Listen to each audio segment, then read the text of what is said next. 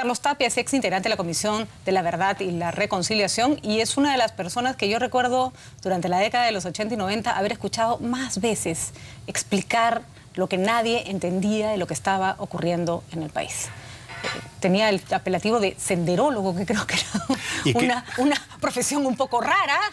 Y que lo confundían con senderista a veces. Así es, que senderólogo en realidad era una persona que sabía muchísimo sobre Sendero Luminoso porque era objeto de tu investigación como intelectual. Pero, Carlos, gracias por estar con nosotros. Creo que es importantísimo tu testimonio porque además tú tienes varias cosas a tu favor. No solo eres una persona que ha estudiado Sendero Luminoso, sino que además estabas en Huamanga cuando surge Sendero Luminoso y además conociste de cerca a Abimael Guzmán cuando era una persona con la que se podía hablar, digamos. Y esa parte a mí me resulta fascinante en términos de curiosidad. ¿Cómo era este sujeto que después entra en esta ideología sanguinaria y logra convencer a tantas otras personas? Ya, en primer lugar, éramos dos miembros de la Comisión de la Verdad que estuvimos en esos años. Carlos Iván de Gregori y yo. Carlos Iván de Gregori, que nos hace una falta increíble en momentos como este, ¿no? Quizás por eso es que nos nombraron miembros de la Comisión de la Verdad, porque conocíamos el tema. ¿Cómo era Abimael Guzmán? Abimael Guzmán era un abogado que se había graduado en filosofía, hizo su tesis sobre la dimensión del espacio en Kant, cosas de ese tipo. Y cuando el rector de la universidad, Efraín Morote Bes, viajaba por el país para recoger a jóvenes profesores para que fueran a enseñar en Huamanga, recogió de Arequipa al profesor Abimael Guzmán Reynoso. Era inteligente. Difícil explicar. Lo que creo que era hábil era leído en las cosas del marxismo, leninismo, tenía una formación estalinista. Muy ideologizado, digamos, claro, muy de izquierda dura. Pero estalinista, eso es importante. Eso es importante, porque es una fracción bien dura. Antes de maoísta era estalinista. Por ejemplo, cuando se hicimos las investigaciones en la Comisión de la Verdad, cuando se hizo el Congreso del Partido Comunista en Ayacucho, siempre los comunistas ponen primero el Presidium de Honor. ¿Quiénes son los que van a dirigir la reunión? Pero dirigir pues desde arriba, ¿no es cierto? Entonces, Tupac Amaru, Mariate y no sé, ¿no? Marx, Engels, Lenin, y nadie nombraba a Stalin. Entonces Abimael Guzmán se paró, que era delegado, y dijo, falta Stalin. Pero ya Stalin había caído pues en desgracia dentro del movimiento comunista internacional. Y esa reunión fracasó porque no se pusieron de acuerdo si Stalin iba o no iba en el presidio. Ahora, tratemos, para los que no entienden en qué época estamos. Ser de izquierda no era raro ni poco habitual. No estaba proscrito. No estaba proscrito, y había mucho movimiento de izquierda de muy distintas tendencias. Más moderados, menos moderados, mucho más radicales.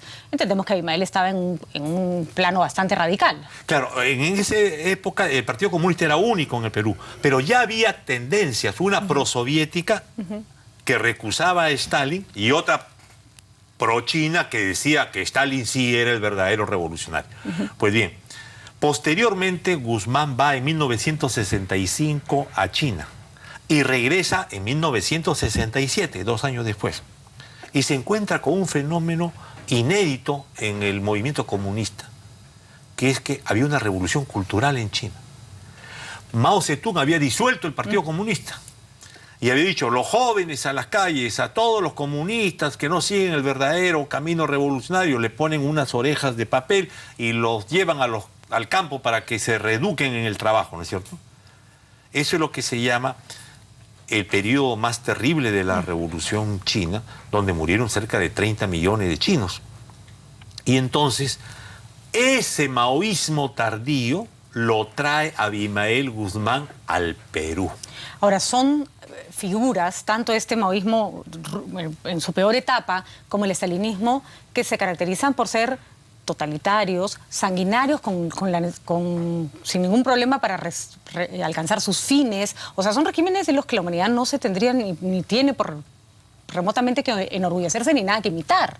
Para que tus televidentes más o menos tengan idea, se considera ahora que lo sucedido en Alemania con Hitler y los 6 millones de judíos muertos es un pequeño acápite de la gran dictadura mundial de Stalin. Así es. Entonces, poniendo las cosas en su sitio, la cosa es grave, ¿no? Es grave. Lo que pasa es que depende del rango del pueblo atacado, la ferocidad con la que miramos al atacante. Claro. ¿No? Hitler mató a los judíos que, gracias a Dios, han tenido la capacidad de poner en agenda en el mundo que esto fue una atrocidad. Hay tantos pueblos que han caído en manos de peores hombres que no han tenido la oportunidad de hacer visible su sufrimiento, ¿no? Hay los ayacuchanos y buena parte del Perú, pero claro, entre otros, ¿no? Claro. Entonces viene Abimael Guzmán a Ayacucho ya con esas ideas, ¿no es cierto?, de formar la fracción roja, y la forma en Ayacucho, según los informes que nos da él propio en las entrevistas de la Comisión de la Verdad, es que al comienzo eran 5. Y en todo el Perú eran 12.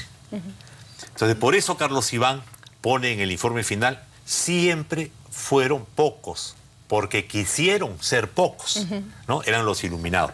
En 1976, cuando ya estaban en pleno proceso de esa fracción roja, de constituir otra tendencia comunista, maoísta, muere Mao Zedong. Y al morir Mao Zedong, entonces deja sin faro a la revolución mundial, según los senderistas. Y le dicen a Abimael Guzmán, tú eres el faro de la revolución mundial. Repetimos, una figura mesiánica al revés, digamos. Por ¿no? eso, cuando comienza la lucha armada en el Perú, ni tú ni nadie podía darse cuenta que había unos perros que colgaban de los postes. Y entonces, ¿cómo comenzaban una guerra colgando unos perros muertos? Nadie entendió nada. ¿Por qué? Porque su mensaje era a 10.000 millas de distancia al perro de Deng Xiaoping, que es el que hace las 4 reformas y que explica el avance de China ahora. ¿No? Entonces, siempre fue fundamentalista. Ahora, es curioso, yo te comentaba que cuando uno escucha, por ejemplo, a líderes, a Timochenko, por ejemplo, ¿no? O lee una carta del comandante Marcos, o escucha un discurso de Fidel Castro o del Che Guevara, uno encuentra en estos líderes un discurso que te tienes que poner tapones en los oídos para no salir corriendo detrás, ¿no es cierto? De justicia social, de que proponen un mundo mejor, no es un discurso violentista. Uno escucha a Abimael Guzmán y a sus seguidores, a los seguidores de Sendero Luminoso, y es para salir corriendo en sentido contrario. No hay nada atractivo en lo que dicen. Hablan de lucha de clases, hablan de unos conceptos absolutamente duros que tienen que ver más con un lenguaje absolutamente sectario con respecto a una izquierda que ¿cómo convencen finalmente a tanta gente de seguirlos con esta ideología tan... no sé cómo para agarrarse a cabezazos, Carlos. Es como cuando los católicos a veces escuchamos a un testigo de Jehová hablar y cosas de ese tipo, nos parece tan raro, ¿no es cierto? De igual manera, en el caso de Abimael Guzmán, ellos desarrollan la tesis de que desde 1848 había comenzado la primera gran ola revolucionaria mundial, que había pasado por 1871, la Comuna de París, por 1905, el primer asalto fracasado al poder en Rusia, 1917, la Revolución Rusa, 1949, la Revolución China y la Revolución Peruana. Entonces, cuando lo capturan, dice, ha terminado el primer ciclo de la Revolución Mundial. Según ellos, el ciclo de la Revolución Mundial terminó el 12 de septiembre de 1992, cuando lo capturaron. De acuerdo, Carlos, pero para ti ha sido, estoy segura que no, pero ¿ha sido fácil entender todo este laberinto ideológico? No, hasta que logré comprender el chip que tiene. El chip que tiene es que Abimael Guzmán ha sido generador de un nuevo pensamiento.